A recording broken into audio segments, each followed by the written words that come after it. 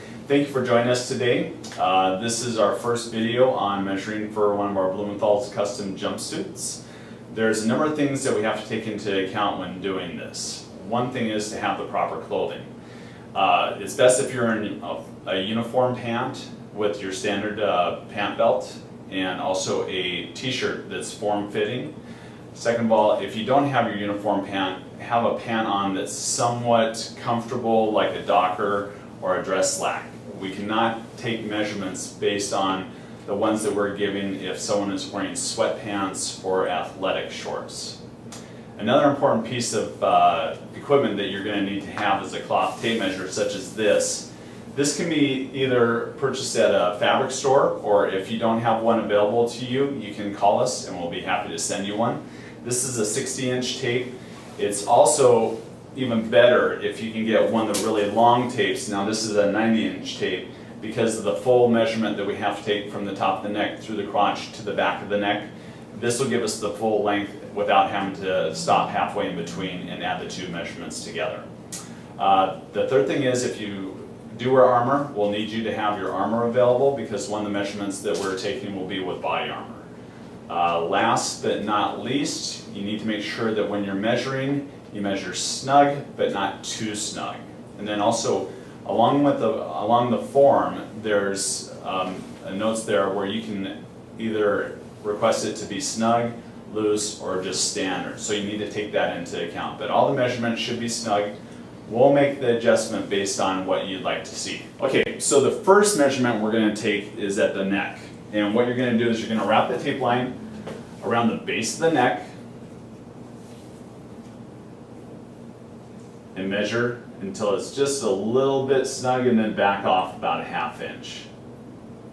The next measurement we're going to take is a chest measurement. And what we're going to do, we're going to take this from the front. We're going to have our arms up. Put your arms back down to the side, come across the chest at the fullest part, and make sure it's high up on the chest in the back, and take the chest measurement there. Now, obviously, you can't take your own measurements, so you're going to have someone help you with this. But they'll need to view this video as well as you go through this process, just to make sure they're taking the measurements properly. The next measurement you want to take is the one with your armor on. Now, it's important that you get across the fullest part of the chest again. So up underneath the arms, just like the regular chest measurement, across the fullest part, making sure you're high up on the back, and then record that size.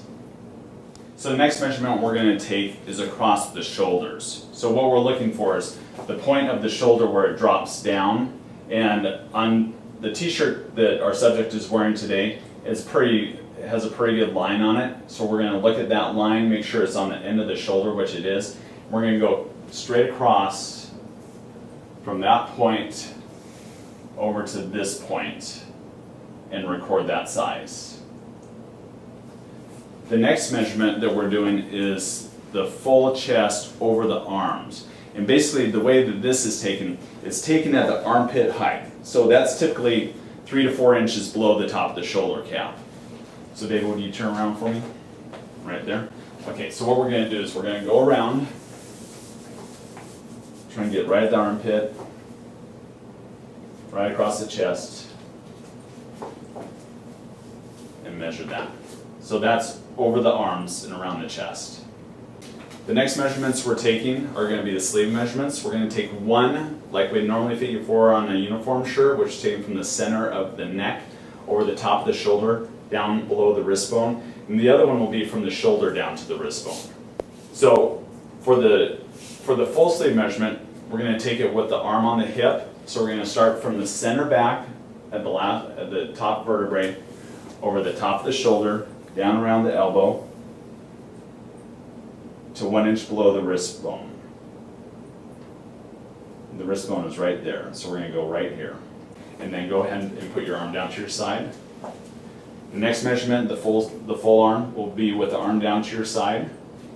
Go from the top of the shoulder down to the side below the bottom of the wrist bone. The next measurement we're going to take is the bicep. So you want to go around the fullest part of the bicep, just relax with the arm down to your side, and measure that part. record that size. And then the next measurement we're taking is the girth. So basically what we want to do is get the fullest part of the stomach close to the belly button.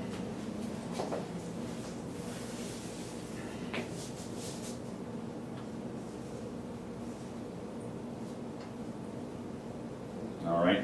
And for those ladies being measured, it's just going to be the fullest part of your midsection.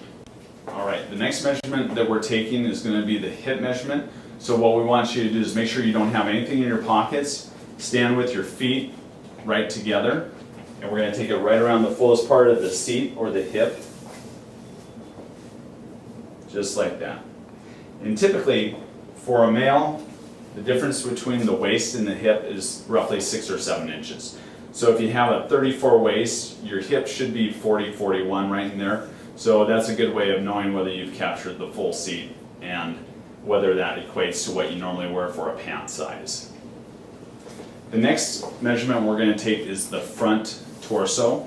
And we typically measure from the top of the shirt collar down to the top of the waistband, right at the top of the pant. And you want your pants where they're normally going to ride. Don't pull them up, don't push them down, just wherever they're comfortable. The next measurement we're taking is the back measurement.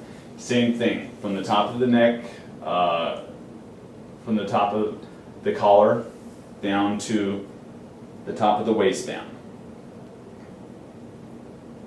The next measurement we're taking is the full rise. So basically what we're doing is we're taking it from the back top of the waistband to the front top of the waistband. And it's important that you try and capture as much of that crotch area as possible without pulling too tight or being too loose. So try and keep your tape line forming to the pant as you do this. So you're going to wrap it through the leg, place your tape line at the back, and then just pull it gently up through the front and take that measurement to the top of the front. Now, if you're doing this for a friend, you can have them pull it to whatever's comfortable for them. But remember, the last thing you want is a jumpsuit that's too tight in the crotch. Now this is where our extra long tape measure comes in handy, because what we're doing is we're taking the full torso from the front to the back. So it's similar to what we just did on the full rise, but what we're doing is we're going through the crotch again, but we're going all the way up to the top of the back of the neck. And then we're coming through the crotch, up the front, again to the top of the neckline of the t-shirt. And that's your full torso measurement. And typically what should happen is when you add your front torso measurement, your full rise, and then your back torso measurement, it should be within an inch, inch and a half of this full measurement from the top of the back to the top of the front. Okay, so the next measurements we're taking are the outseam and the inseam. And to do this, it's best if you have your footwear on that you normally wear during the course of your shift. So what we'll do is we'll go from the top of the waistband down the side seam to the floor. For the inseam, what we're going to do is keep your pants where they normally ride on your waist, but push it all the way up in the crotch, measure down the inside seam of the pant leg to the floor. Next measurement we're taking is the upper thigh. So through the thigh, around the crotch, to the fullest part of the thigh, measure there. Now I probably need a little help for this next measurement for the calf.